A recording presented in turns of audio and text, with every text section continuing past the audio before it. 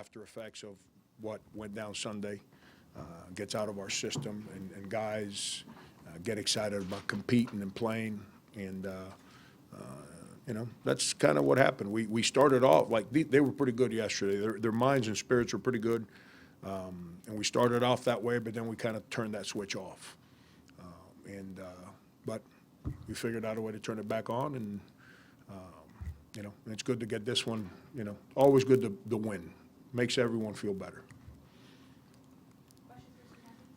Chad, it didn't take long for them to start finding you. You obviously had a head taller than most of the guys in the post. Was that the game plan going in, to just give you the ball and see what you could do?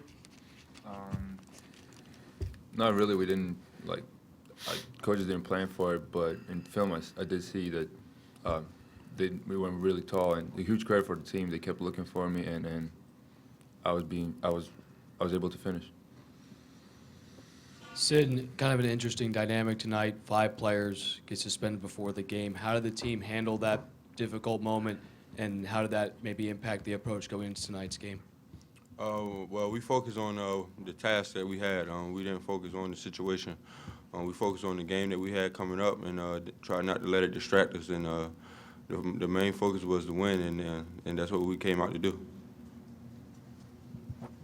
And obviously, with him getting to go underneath, did it make it easier for y'all to hit some of the long-range shots and to get things going from beyond the perimeter? Yeah, definitely, because everybody has to, when it's smaller teams, they all try to sit on them. So when he gets into making shots, it makes it it's like practice almost, because nobody's really running out there. So it does make it easier for us. For both of you guys, how do you think the limited depth will affect you as you try to keep winning and maybe get to New York?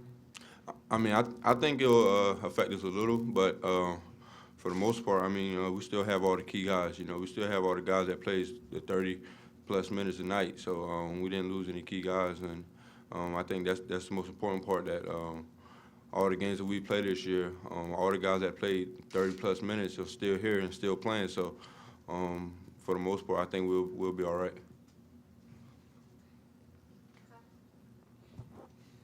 Lehman, when did you kind of know that this could be a big night for you?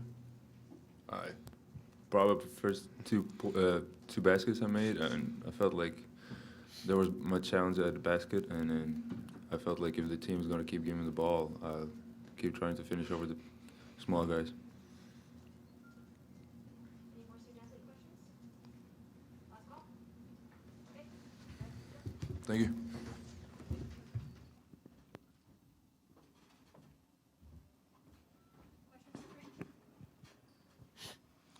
Frank, same thing.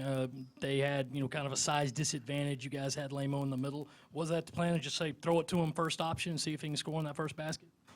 It's been the plan from day one since the season started.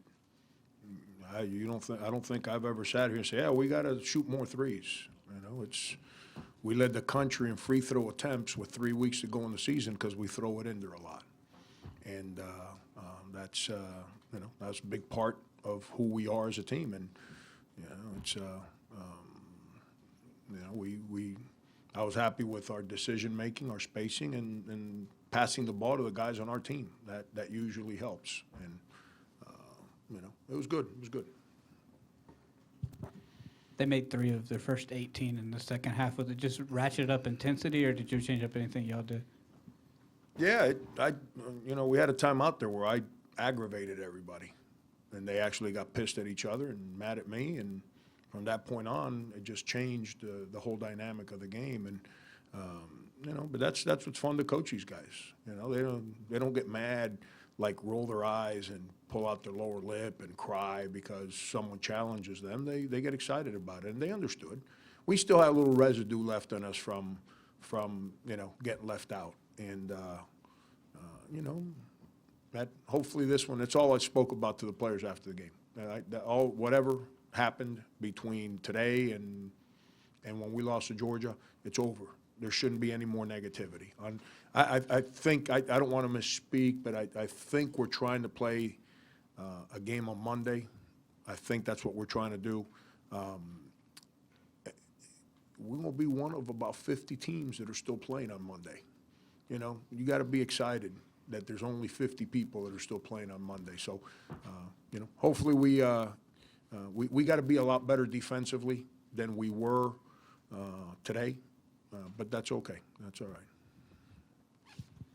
Coach, in regards to the 5 suspended players, when did you first learn about the conduct issue? And obviously, how difficult of a decision was it for you to have to suspend them indefinitely? Yeah, I'm not going to get into any details. That's why we have releases, because there's certain things that we don't speak about.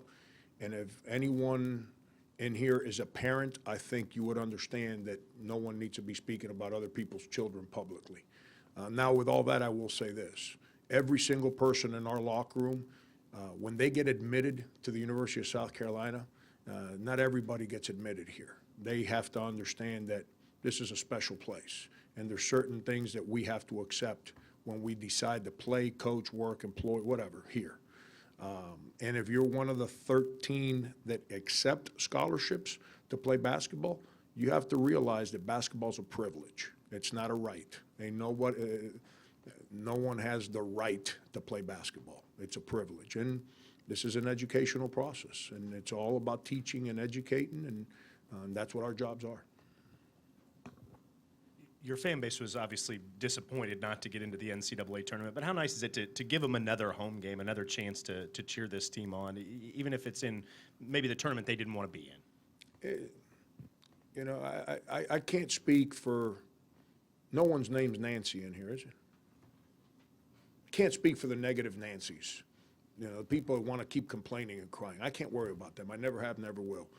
But the ones that have really invested into our team, that basically helped us set a school record for attendance, it's fun to get in front of them again. It's fun for them to root and cheer. It's fun to walk out of the tunnel and hear your people standing up and clapping because their team is on the court. So, if we're not going to be in the NCAA tournament, why not play at home? When you got such great fans that just care so much about this school.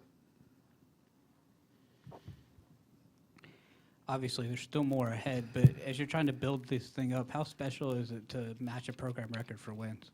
Yeah, I told the players that in the timeout in the second half, once we decided to re-engage and do things the right way, I think it was a 25-point game at the time, and that's what I told the players. I said, man, I understand that some of you guys are a little kind of down. I get it. You get a chance to play. You get a chance to go in the record books in this university.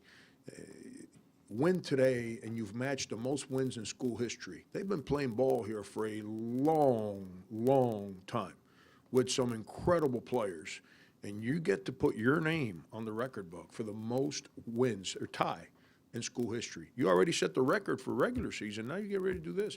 Forget about all the nonsense. Be excited about that, man. And now we get a chance whenever that game is played. It's going to be hard. Anytime you play this time of year, there's not an easy team. Every team has the fabric of a winner. That's why you're in postseason play. But we get a chance to set the school record for most wins in a season. That's when the season's over, 20 years from now, that's pretty special, man. That's something that those kids can talk to their families about forever and ever and ever. Frank, with the 5. Is this side of the room not interested? I mean, holy cow, my neck's getting a crook. I'm looking over here the whole time. Frank, with the 5, would you anticipate them being part of this team maybe next game or next year? I have no idea, Dave. No idea. Coach, with the way you guys did execute in the second half, how does that bode for your team moving forward, especially from a confidence standpoint with the way they were able to execute offensively? It seemed pretty crisp in that 12-0 run stretch. Yeah, we passed the ball. We got it to the right places. Our spacing was good. It was good to see Sindarius make some jump shots. Dwayne, we got to get Dwayne on track. He hasn't been shooting it well here lately. We got to get him on track. He's too good a shooter and too important for us from that standpoint. So we got to use the next whatever number of days it is to just get him feeling good about that ball going through the net. And then Michael, who shot it so well for us the whole year, now we know why in that Georgia game here he couldn't make a shot. I think we all understand. It's hard to shoot the ball in one leg. We didn't know it at the time. But First time he practices was yesterday. We had him do some sprinting and all that, but that's not actually getting out there and guarding and moving. And yesterday's the first time he practiced, so I didn't expect him to shoot it well today. He's got to use these days to kind of feel good about himself and see the ball go through the net again. Can you just speak to the challenge of managing the short bench tonight and going forward? I mean, what's do you have to change any way you coach or anything with that few guys? No, I mean, Sin said it best. You know, what changes is practice. You know, practice is where you got to be careful. You don't want to run the guys into the ground because when you do drills, guys don't get the rest. They don't get in and get their repetitions, and then someone else gets their repetitions, and then they come back in. Now it's the same group of guys in every drill. So that's where I got to manage. I got to be careful with practice. It's, you know, we have to make sure that guys get enough repetitions so they're sharp in what we're trying to do. But at the same time, not run them into the ground. Because I like competitive practice. I don't like these kind of let's walk around, let's shoot a ball, talk about this, walk here. I don't like that. I'm not wired that way. I like everybody's got to be on the go. And so I got to be careful there because guys don't get rest now. They stay on the court every single drill for the duration of practice. So we got to be careful. I'm more concerned about practice. I mean, foul trouble, it is what it is. And then I have to manage games. If we get a little foul trouble, we'll have to play more zone. You know, it's when we're a little winded, maybe play a little more zone. I can't take a guy out for a minute here or there. You know, it's. But I don't think. Let me not say it because I know how that works. You say something and then it backfires on you. I was going to say something about guys getting in foul trouble in games. I'm not going to say it. I'm not going to say it. Coach, with the win tonight, the disappointment over the weekend, and then the suspensions, where is your mindset, your emotions right now? With the guys in that locker room that have given me everything they got from day one to help us set a school record for wins. That's, I'm too old and I've accepted a job in leadership. I can't walk around and pout about things that I can't control. And if I can't walk around and with my head down, what do I expect them to do if I go into practice and I'm, man, can you believe they left us out? Then they're going to act that way. I can't do that. Selfishly, when I'm by myself in my house and my wife, my kids, players, no one's looking, yeah, I sit there and stare at the wall and say, where have I failed? Where have I not done my job the right way? Why did I not do something better? But when I'm around them, I've got to be upbeat and on the go, and my emotions and the enthusiasm and my energy has to be with them because those guys have laid it on the line to help us build a program. I've got to stay connected there.